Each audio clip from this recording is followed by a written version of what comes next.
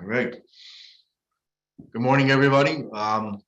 State Representative Joe Gresco here, chairing the working group for our MIRA working group, the parent company, as they say. It's about 10:04 on the 20th of October. Again, thank you all for taking the time to join us and listen to our options for the state going forward. As a solution to the MIRA issue that we have now. I do not see any other of my co-chairs in the room per se. I know that Senator Minor sent his regrets, and he was traveling and could not join us this morning. So we will dispense with that and go right into our presentation by Durham York Energy and Mr. Joe Anello from the great country of Canada will take over from here. Thank you.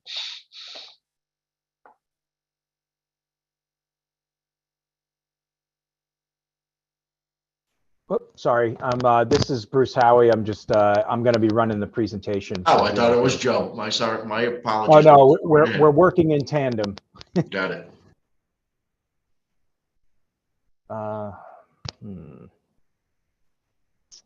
Yeah, this is what I was afraid of. Give me a second here. I apologize. That's okay. We're all aware of technical difficulties. Hey, Jeff, if you have a way to share this, I think you should, because my computer's not cooperating. But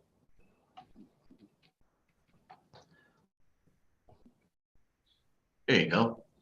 Aha, perfect. Thank you. And just apologize for that. Good morning, everybody. I appreciate the opportunity this morning to speak to the working group.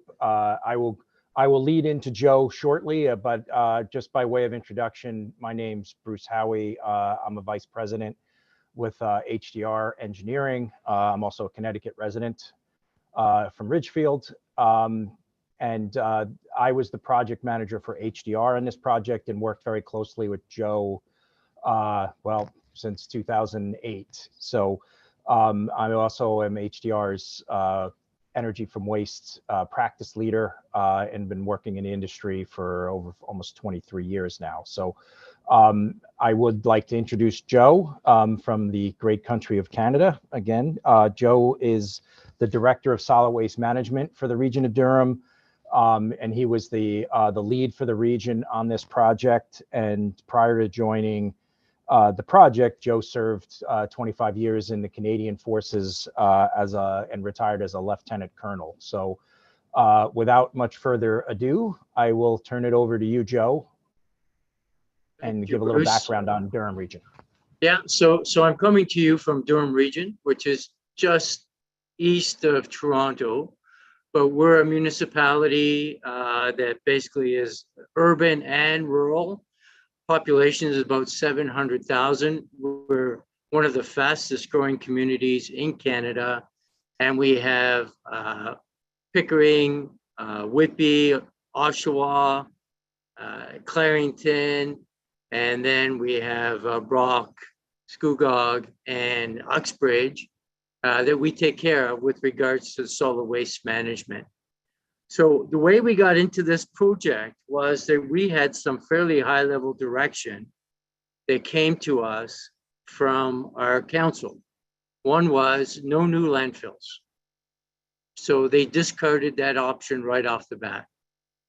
The second was we are looking for a made in Durham solution. And that kind of focused us in on what we wanted to do. So in order to move forward, we looked at our existing program.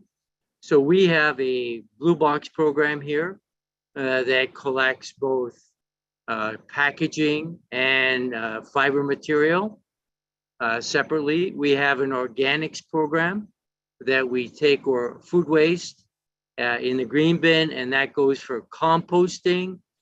And then we have our garbage, which is sent to the Durham York Energy Center, and we recover energy. So we are working towards our main goal in our solid waste management program is to view waste as a resource and to get the greatest benefit from that resource. So that is what is guiding us into the future. We have a very healthy diversion rate of over 60% that we divert away from disposal with our programs. So we have electronics collection at the curbside, leaf and yard waste, and we have hazardous waste days. So when we move forward, one of the things that we had to assure our public was we are doing everything else that we possibly can to divert waste away from disposal.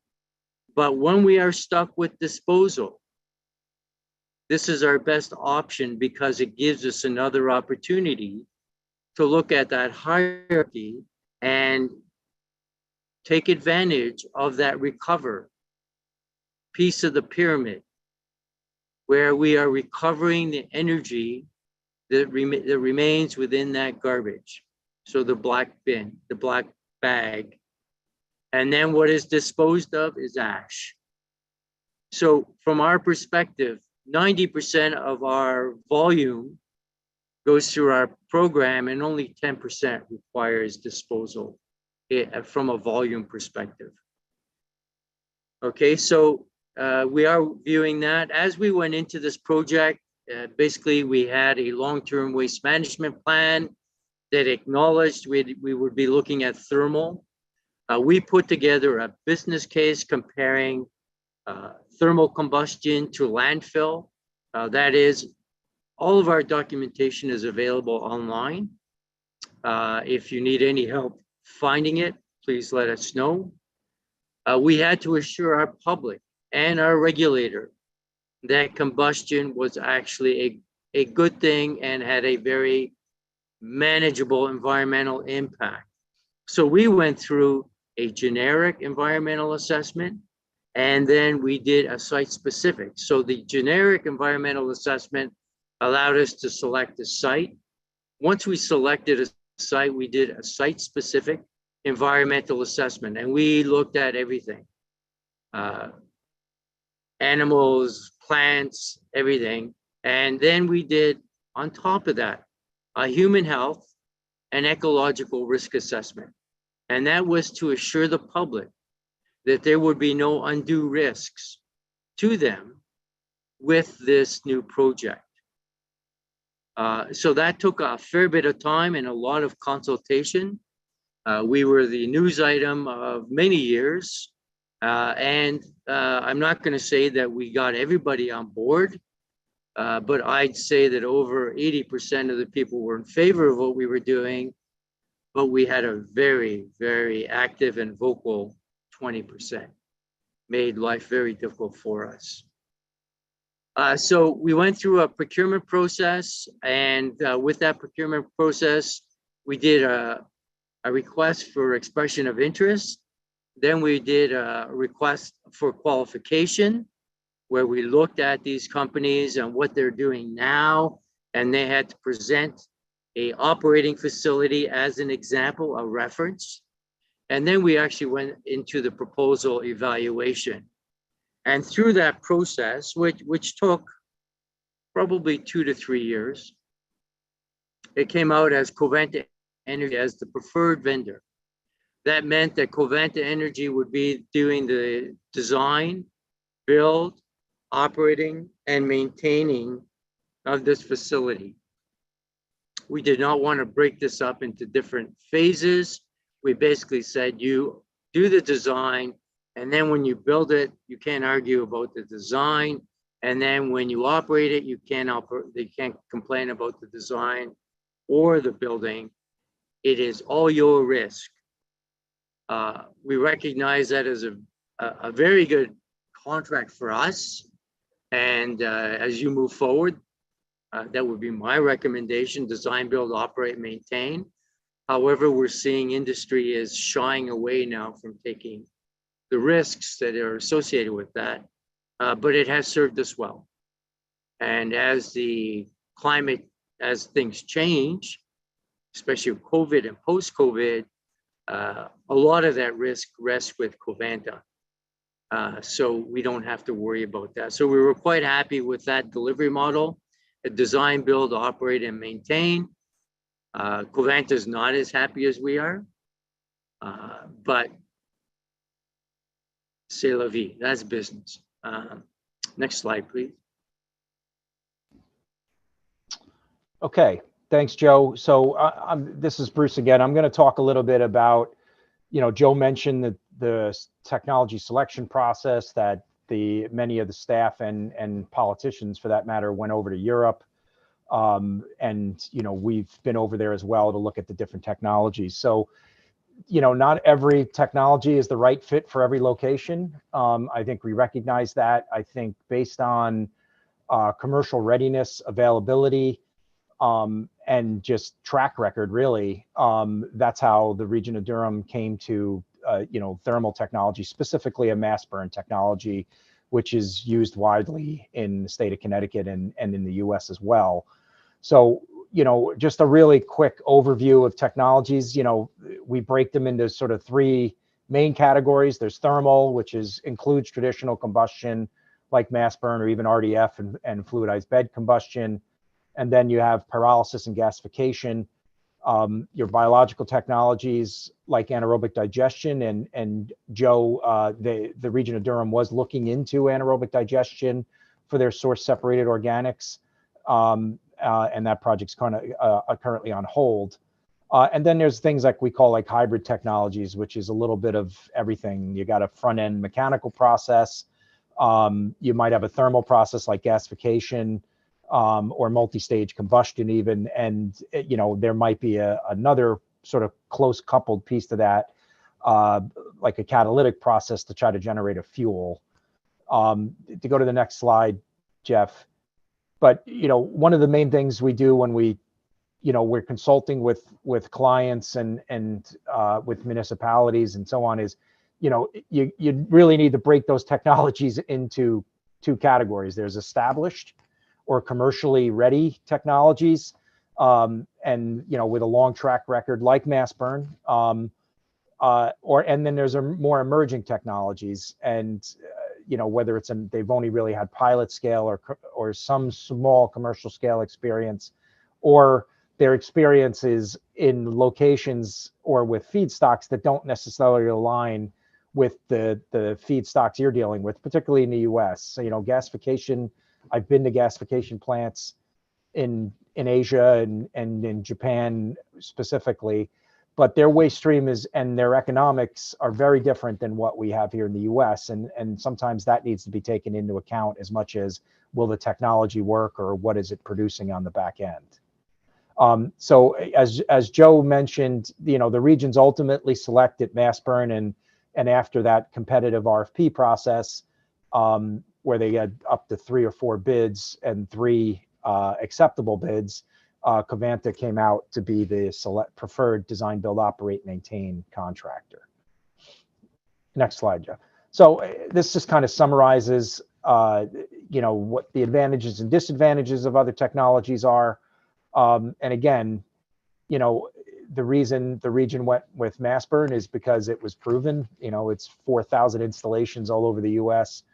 And, the reluctance to be serial number 001 and going in there with a technology that's not necessarily has a track record on the waste stream that the regions are managing. You can go to the next slide, Joe. So just a little bit into the design of the DYEC or the Durham York Energy Center. And again, why I'm yapping here is I was the lead technical manager for the regions on behalf of the regions during the process. So again, we mentioned it is a mass burn unit. It's a Martin unit similar to the Bristol facility and other facilities in Connecticut. And there's 2 units. They're about 250 tons US tons per day each. The boilers were actually manufactured in China, which did create some challenges. Well, mostly public perception challenges at the time, but it did help with the economics at that time of the facility. The turbine or electric generation, they purely produce electricity right now at the facility, but it was designed with the ability to also sell steam or hot water. So act as a cogen plant, and there was nearby offices and buildings in the energy park that this facility is located in that have the ability to take steam or hot water if the economics or a business plan justifies that. Availability 90% or greater, which is pretty standard or typical within the industry, and most of the facilities in the US have a better than 90% availability. They recover metals, both ferrous and non-ferrous. And it was very important and important to get this project actually implemented, that the emissions be really the best of all the standards, the European Union, US EPA, as well as the Ontario and Canadian emission standards. We can go, there's details, you can get that from the presentation. So waste processing, not much different than what you'd see at a facility in Connecticut. Very similar, tipping floor into a waste pit. And similar to the facilities here in Connecticut, combustion air is drawn off of the floor to keep the floor under negative pressure and to control odors and as they're destroyed through the combustion process. Next slide, Jeff. Again, combustion process, very similar. It's a Martin grate, similar to Bristol and a few other facilities in Connecticut. And one of the unique things about this is, as this technology is advanced, mostly in Europe, we stopped building these facilities in the US really in the mid-90s. But in Europe, they continue to advance the technology, particularly combustion controls, to help with some of the emissions that are, usually brought up as a concern, like dioxins or organics and carbon monoxide. So it's got some state-of-the-art controls in there that, they use infrared technology to detect cold spots or hot spots on the grate and adjust combustion air or adjust the combustion process as needed to keep the emissions under control. Yep, keep going, sorry. One of the other unique things about this facility is, it wasn't purely a waste disposal approach. This is a very high efficiency boiler, very much higher temperatures and pressures than what we might see at a facility in the US.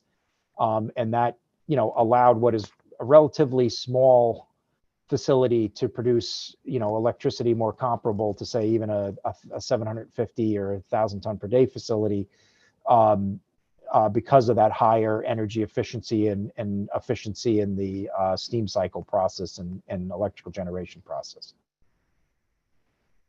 Keep it going, Jeff. Again, flue gas treatment. It was very important to the residents of Durham region that it be really the best of the best. The flue gas treatment system is not that different from what you might see in Connecticut as far as baghouse, but the acid gas scrubbing technology was taken from Europe and a little more advanced than what we see here, and it allows them to meet what are very stringent emission standards compared to what the current EPA standards are. Next slide. Yeah, again, removal efficiency. The particulate matter of baghouse filter still is the best of the best, or the BACT, as we might say here in the US. And they have baghouse. One unique aspect of it, though, is they do recycle the fly ash from that baghouse, which helps improve the use of the reagents, in this case, hydrated lime, that's injected into the back end of the plant to control acid gases, and carbon that's used to control mercury and some organic compounds in the flue gas. And that recycling helps both reduce it and improve removal efficiency, as well as helps keep down reagent usage. Next slide. So the targeted pollutants for this facility are very similar to the targeted pollutants for our US EPA. NOx is a big one. They have SNCR, or an enhanced SNCR, or selective non-catalytic reduction, which is just basically ammonia injection into the furnace. And they used Covanta's low NOx technology, which I know when I worked at Bristol used to be there. So that helps keep their NOx emissions down very low. Carbon monoxide, they have very stringent carbon monoxide standards. And again, those enhanced combustion controls I talked about keep that under control. I mean, their carbon monoxide standards, I think, are most stringent in the world. Same with acid gas control and particulates and so on. You can go. Keep moving, Jeff. Sorry. And you know the results are there. You know this shows their air emission requirements compared where the facility stacks up compared to other emission standards, including our US EPA's. And you can see as a percentage, that's on a concentration basis, but on a percentage of their permit limits and the emission standards, most of the emissions, with the exception of NOx, are less than 10% of what the permitted limits are. And NOx is only higher because that's what they control it to. They could go lower if they chose to. They just, you know, they'd have to inject more ammonia. Next slide.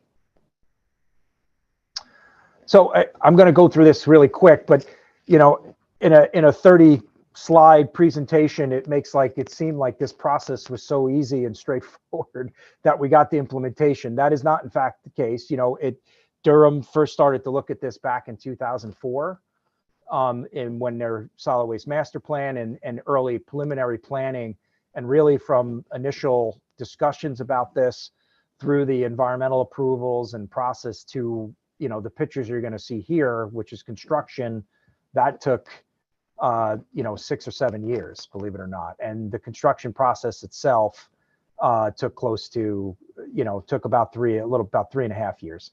So these just kind of show you, you know, the different stages of the process. The construction of the previous pictures were the construction of the pit. I guess Jeff's telling me to hurry up because he's flying through these things. So, so I will keep going quickly. But the pit, you know, the pit construction. You can go to the next slide now, Jeff. But you know, the construction of the building itself, the boilers, you know, and you know, you could see from the pictures throughout this that when the politicians and the staff within the region went and saw these facilities in Europe, they, you know, the facilities in Europe look very different than the facilities here in the States. You know, they try to integrate them in the community. So you can see that the architectural features and even the layout, how the facility's laid out, is very different than what you might see from an existing facility. And the West Palm facility down in Florida that came online about the same time as Durham really followed suit with Durham as well. It's a lot more, you know, aesthetically pleasing facility than what you might see, you know, in a lot of the existing facilities that are now 30 years old. So these are just pictures of the boiler fabrication. Again, that was constructed. The boiler was built and designed in China and brought over here to the U.S. and erected in Canada. Next slide. It is Canada, so they tend to get snow on occasion. So, but that's a sort of picture of the facility from a little further away, right before, that would have been right before startup. So it was still during construction. But again, you could see the architectural features, and that little facility down in the lower left there is the education center, which there are local universities and local technical colleges that visit the school, the facility. And another aspect of the transparency that the regions wanted in the facility, there's actually a board or electronic board on the side of that building that runs emissions in real time, as well as the most recent stack test emissions. And it has a really nice educational center in there and a classroom. And that was a very important feature to the regions, that they wanted this facility to be, you know, part of the community and an educational tool as much as a waste disposal site. And that's a rendering. That's the actual photo there of what the facility looks like on the right. That was before the electronic board got put in.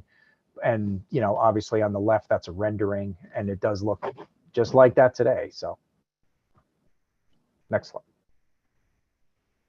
Yeah, that's first. So first fire was February 13th, 2015. And I think I was there and it was minus 40. So it was not the best weather to start up a plant, but everything for the most part went smoothly. And, they commissioned everything and the facility came online officially about 6 months later after that first fire. Next slide. Again, these are just photos of the facility today. You can go to the next slide. All right. So with that, I will turn this back over to Joe.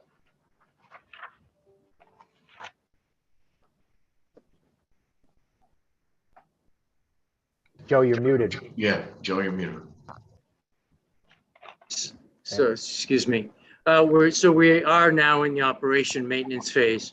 I would disagree with HDR in that it was a smooth commissioning. It definitely was not smooth. We had some growing pains. We had an emissions exceedance.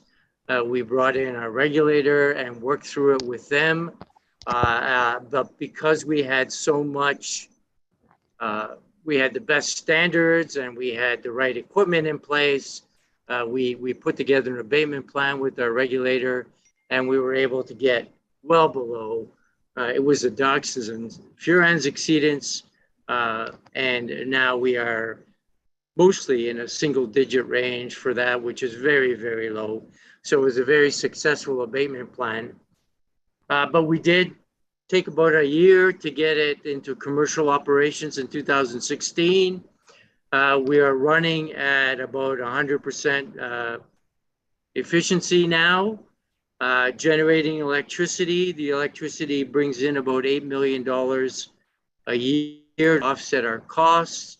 So when you look at the net cost per ton, without the capital costs in place, net cost per ton is about $50 a ton, not looking at the capital. But we are continuing with our communications. We have about 3 to 4 opposition members that just will not let this die. So anytime we get a little speed bump, we're in front of council answering questions. But we continue to operate. It is a good facility. It is a clean facility. It operates within compliance. The ministry is quite happy. So our regulator is happy with the performance to date. The energy guarantee is still not within the grasp of Covanta. The guarantee is 676 kilowatts per hour per ton. They are close, but we have a way of making ourselves whole with liquidated damages. So basically, we are operating. It is the best option for us. The landfill capacity in Ontario is slowly coming to an end. We anticipate within the next 8 years, there will be no landfill capacity available, but we are well positioned. This plant is also designed to be expanded, and we do see an expansion within the next 15 years. So we're happy with what we did, and it is serving its purpose. If I could just end with that thing.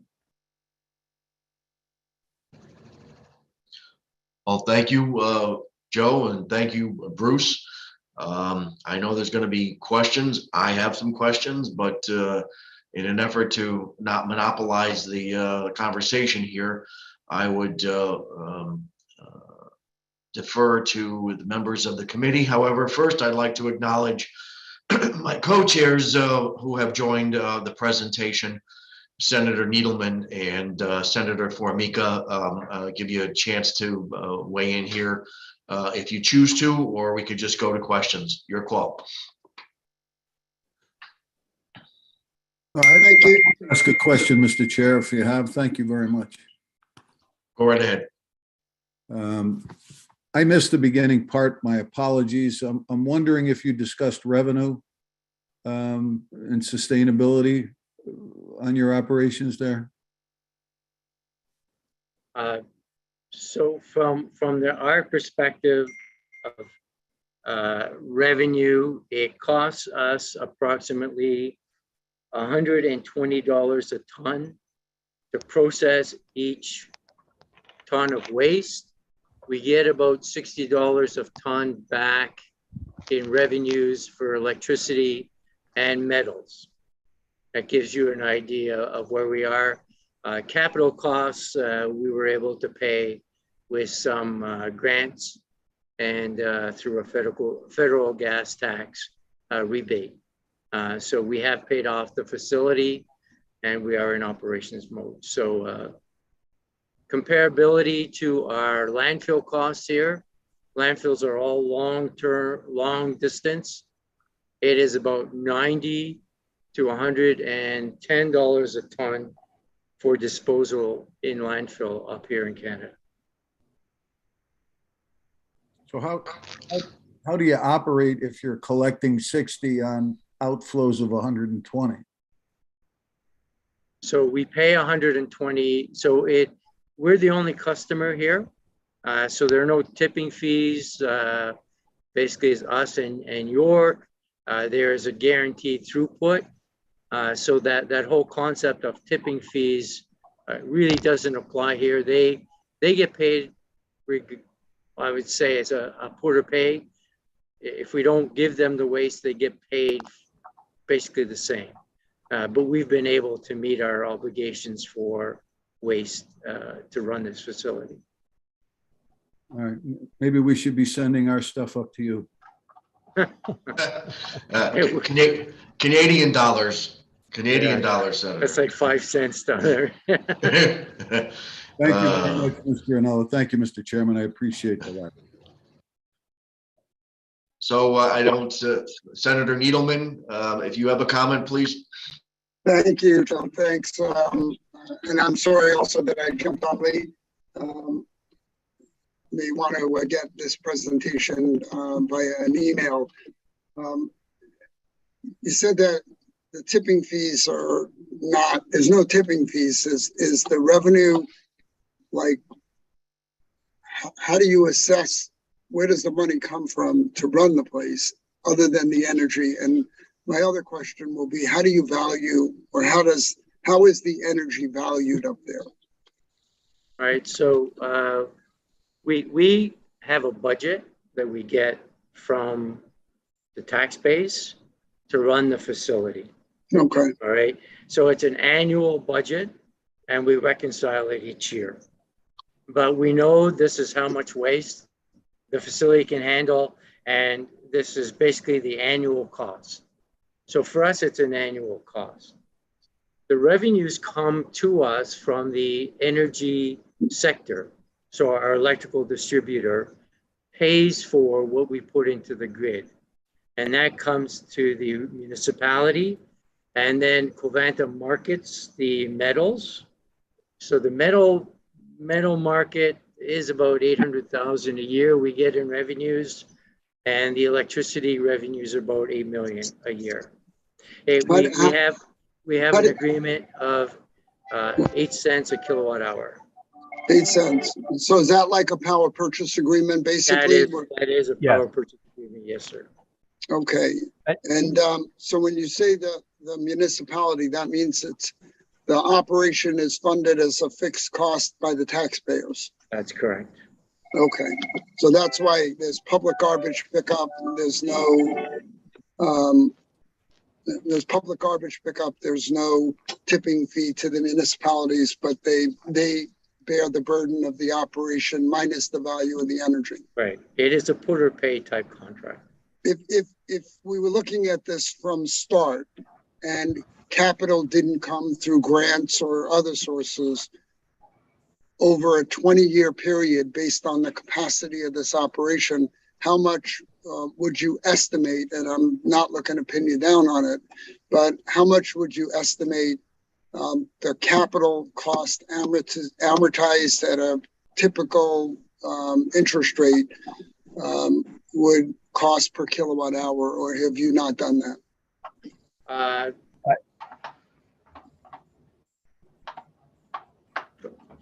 From our perspective, the capital costs here were about $250 million. Right, So this facility is meant to have a lifespan of about 50 years. right. Okay, I'm not a finance person, but I know they did a business case assessment basically to evaluate it against a landfill option. Mhm. And they came within, over a 20-year period, there was a difference of about $1 million. So from our perspective, they were comparable. So from that way forward, it was, we have to dispose of this waste. What has the most security? So long haul, looking at the gas prices, it was something we were considering to say, okay, long haul landfill has a lot of unknown variables that could really take us where we don't want to go financially, but we have a fairly fixed cost with I would say, we do have a annual adjustment based on inflation, and that's what keeps us, I would say, sustainable. Mhm. Okay, if somebody on Senator- the finance side there had those numbers, I'd be interested in seeing how they would, if it was a commercial venture, how you would amortize the cost of operation, obviously including maintaining the place, beyond just operating, but maintaining the equipment. So you really got the 30, 40, 50-year life out of it. So, Senator, this is Bruce Howie. So we just did this for a potential expansion for a client down in Fort Myers before the hurricane. But so I can get those numbers to Jeff. That was 1,000 ton per day facility, but that's it'll give you a rough idea what the amortized annual cost does. I think we assumed a 6% interest rate, which probably needs to be adjusted with inflation, but I can get something like that to Jeff. I think long-term interest rate, 6% is a good number, so I wouldn't tweak that too much. And the feeling I'm getting is 1,000 ton a day facilities scattered throughout the state may be the right size. I think once you get bigger, you're moving a lot of trash over great distances, and smaller, the scale doesn't work. So one last quick question. I don't mean to ask a lot. But I came in just when you were saying there were a few people waiting to pounce whenever anything happened. Who are they?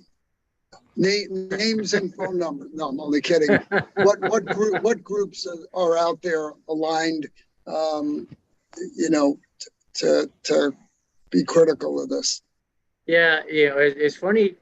They started off as groups, and now they're just single individuals.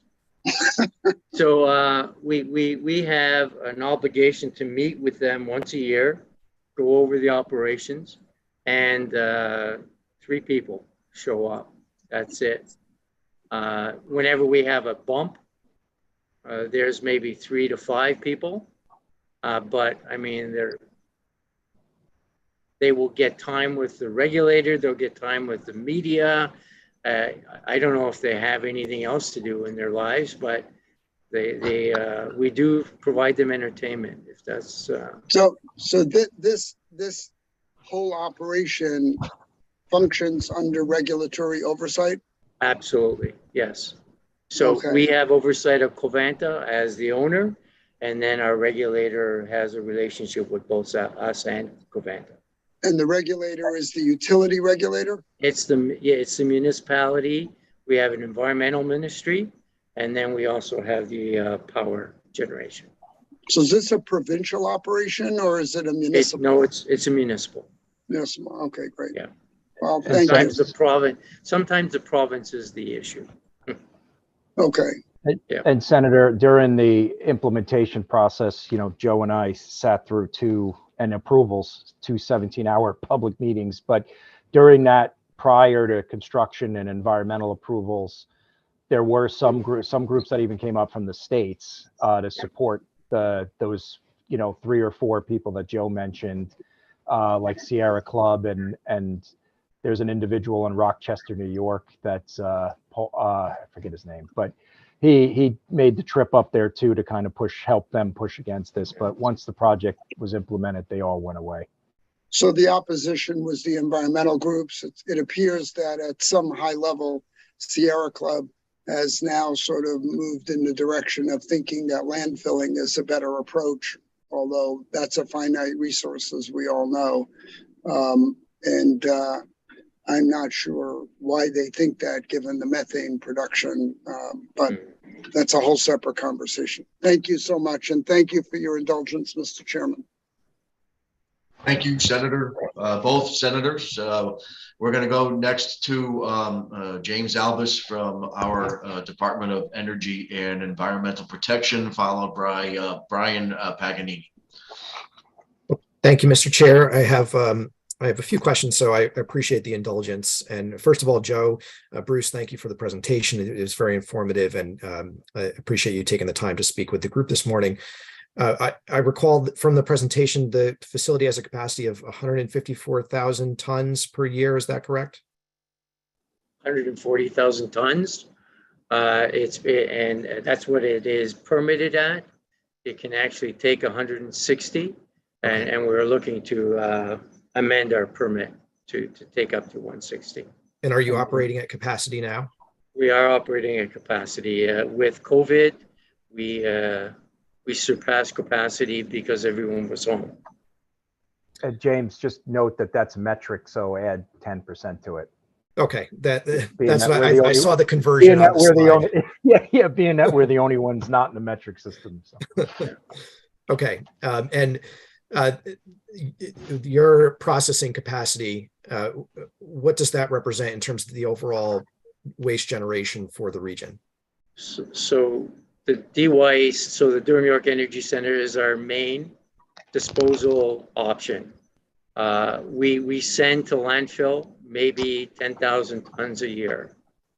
But the rest is going to your facility. Yeah, the rest goes to our facility. We built it to take care of us.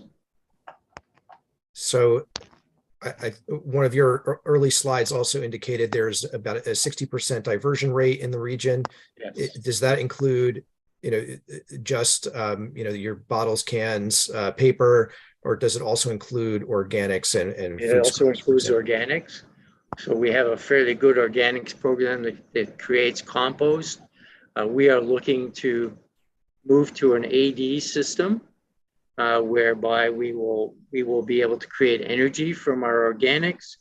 And in order to get more capacity at the DYC, we were looking at a mixed waste pre-sort to take organics out of the black bag and process that as organics rather than burn it for energy. So we're continually trying to improve this system to get the most out of the waste as a resource. Great, thank you. And I believe also at the beginning, Joe, you mentioned that there was a portion of the citizenry that was in pretty staunch opposition to the project. Yes. I think we will probably face very similar challenges in Connecticut at the local level in terms of opposition and concerns. Just curious to know how you overcame those concerns and were able to go forward with it. Well, basically, we talked from a science perspective. So we did the environmental assessments, the generic human health and ecological risk assessments, and we post all our emissions testing online. We have ambient air testing, monitoring that we also post online. So we're very transparent with our information. And if they come at us, they have to come at us from a science base rather than from a suggestion.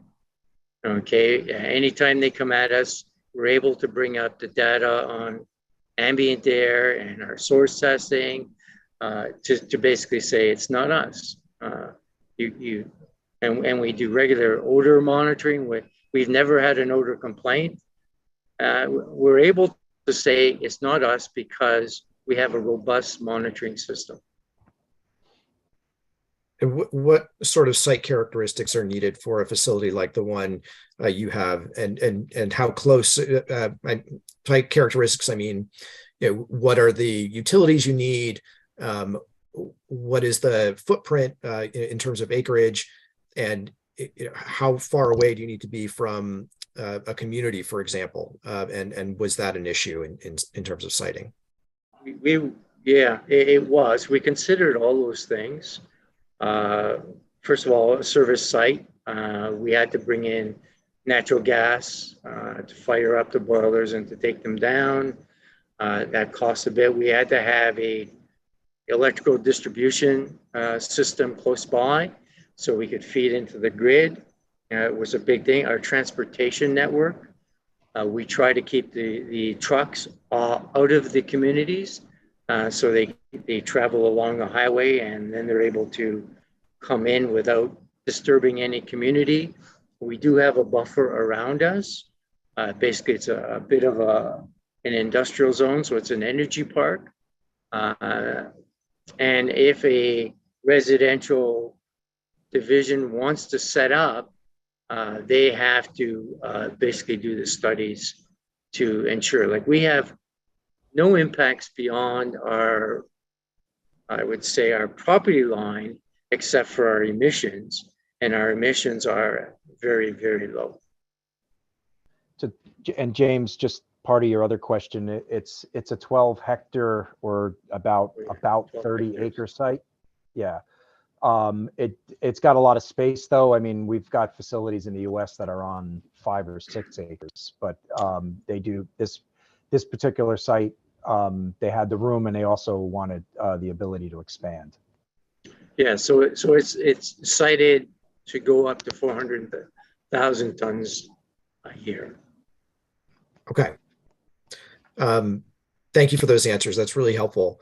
And just one last question on collection and delivery. So it sounds like the financing is all through the municipality. Is the collection and delivery also done by the municipality, or do you contract out for those services? It is done. We contract out to third parties, but we control. And before a new contractor comes in, he's trained on the facility how to deliver. We operate the scale house so that we do control what comes in and what comes out. Gotcha. Okay. Thank you very much. I appreciate your time and your answers. Thanks, James. Next is Brian Paganini, followed by Frank Antonacci. Thank you, Chairman, and Bruce and Joe, thank you very much for that very informative conversation. Just a couple of questions, and I'm going to step aside for some of my colleagues to ask theirs. As we've seen across the world with the economics relative to waste energy facilities, seemingly an additive part of those economics is the reuse of steam or thermal value of energy. It doesn't appear that this plan Durham is monetizing the thermal value of that energy. Would either one of you want to comment on that? Let me just start, Bruce, and then you can go. We continue to look for it. In fact, we do have a working committee on looking at creating a steam distribution system out here. But we have a very good contract on energy revenues with Covanta. With any extraction of the energy to produce steam, we would lose, I think it's $1 million a year, Bruce, that we calculated in revenues. And so we would have to make that up from the steam distribution revenues, and the business case just isn't there for us. Got it. Okay. That makes sense. Yeah, I think Joe covered it, but to your point, a lot of the facilities in Europe, it's cogen. It's a combination of hot water and electricity, and the regions were definitely wanted to promote that, and that's why we designed it with an extraction turbine. But like Joe said, the business case, because it goes off of avoided costs of natural gas typically, and it just, the business case hasn't really presented itself to this point. So. Sure, and it's probably very site specific, I would assume as well, right? Because of infrastructure and the surrounding community. Yep. Okay. Question on the CapEx, on the capital stack.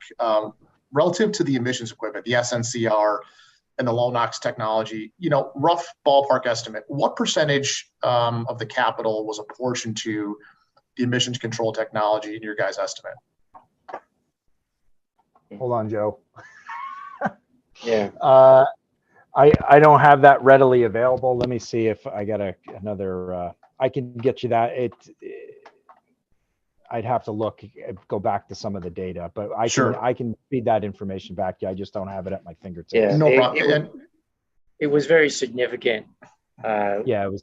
When we presented it, we basically said, 1/3 of the cost was to air pollution control equipment.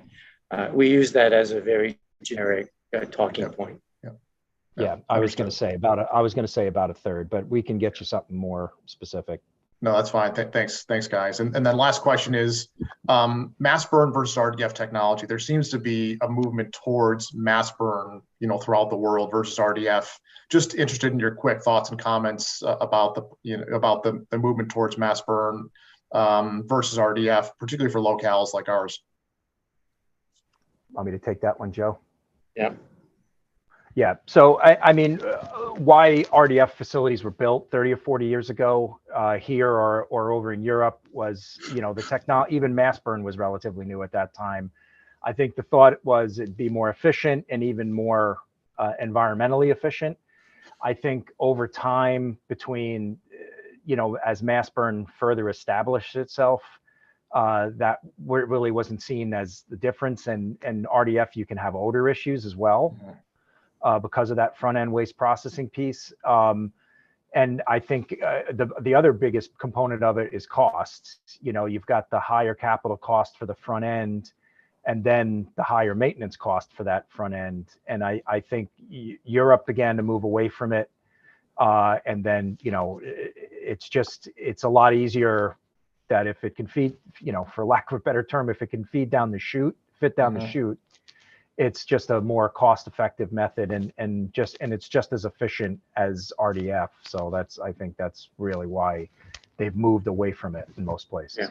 Great. Up here, we've had a bad experience with RDF in that there was a facility close by that did RDF and they were looking to feed greenhouses.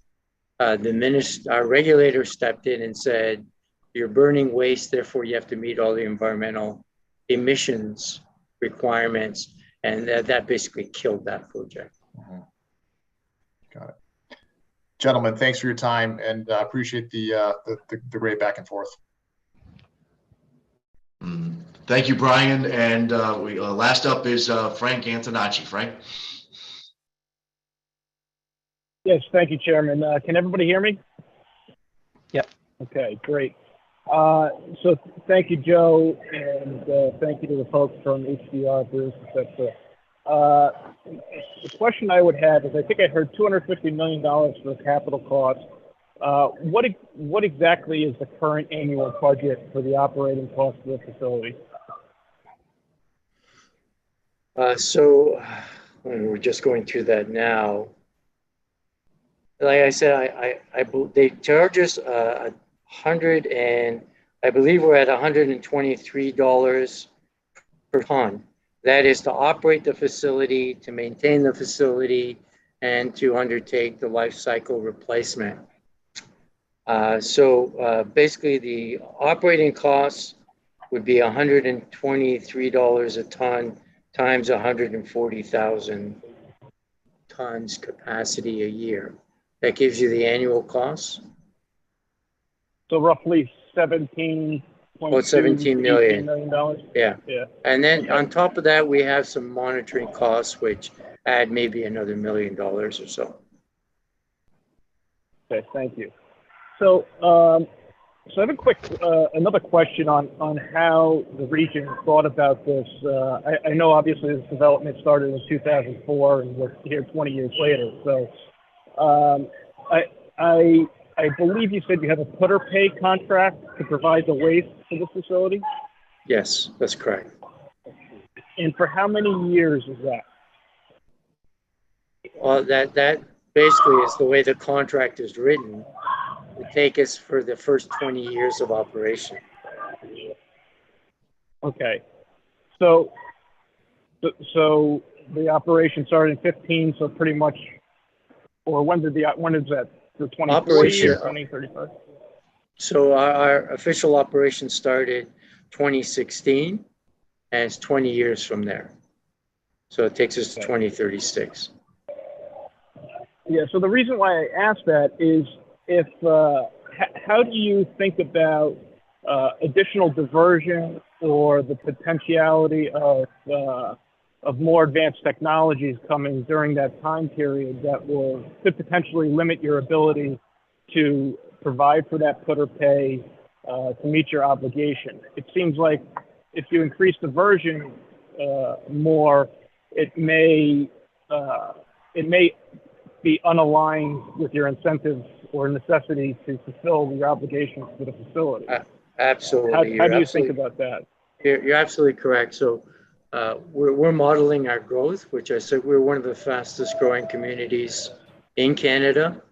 We're monitoring our growth to see if we're offsetting our growth with our projected diversion as we increase our programs and we get more diversion. Our diversion can't keep up to our growth. So we know that we have a net capacity requirement here. If you were in a community where you weren't getting this growth, but you were introducing a lot of diversion programs, you would have that problem you're suggesting. We, however, are unfortunately, Connecticut may fall in that category right now. Yeah. Okay. Yeah. Yeah, we are growing. So you see that it potentially does. It's a challenge if you have a stable population or a stagnant growth population to increase diversion if you have a put or pay agreement. You have, yeah. So maybe a put or pay contract's not for you, but we've done some extensive modeling on options and different scenarios just to give us an assurance that we have the waste that we need to fulfill our contractual obligations. Yes. Okay, thank you. I really appreciate your time. This is very interesting. Thank you. And we have one final individual that has a question, Mark Van Wilden. I know that Durham had a relatively hard stop time at 11, so this will be the final question. Go ahead, Mark. Great. I appreciate your time. Thank you very much, Senator. Joe and Bruce, great overall presentation, very robust, and I'll be brief. Can you talk briefly on the region's infrastructure, on how the waste comes to the facility and how that all works? So the waste comes to the facilities through highway haulers. So we have contracted out to 3 transfer stations. So the curbside collection takes it to the transfer stations. It's transferred to a highway hauler, and then it goes to the facility. We get about 30 highway haulers a day that come in and deliver waste. But we've gone to that transfer scenario because of the distances are so great here. We have quite a large land mass that we're responsible for. So it is curbside, transfer station, highway haulers, and then into the facility. Understood. Thank you very much. It's kind of the infrastructure that we had in Connecticut with Mira. So thank you very much. Appreciate it. Thank you, Mark. Seeing no other hands raised, and did pretty good on time. A lot of information for us to sift through and digest going forward. So again, thanks to Durham Energy for your presentation. And if you can be so kind as to relay to our Environment Committee Chair, Gaia, the slideshow that you used, she will distribute it to our members here. So if they have a question that pops up in their mind later on, they can refer back to the slideshow. So So lastly, we have probably at this point 3 other individuals that so far that have expressed an interest in presenting to the group. So I'm anticipating our next meeting and our next subgroup presentation to be November 17th, same time, 10 o'clock, sort of that time between Thanksgiving and well, after November 8th, if as we go forward. Frank? Yeah, Chairman, I was just curious, what's the vehicle in which a presenter may make themselves available? I know it was an agenda item today, but we're running low on time here. But how does somebody get on the list, and is that something to be discussed, or? Her name is Gaia McDermott, and she runs the show.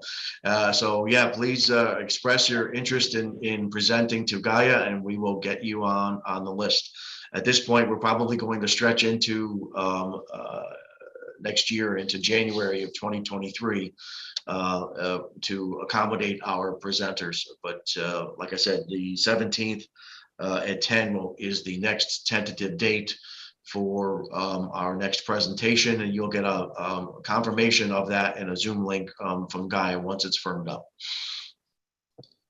So that being said, thank you everyone for your attention, your pertinent questions. Everyone was kind enough to ask the questions that I had written down here beforehand, so that's great.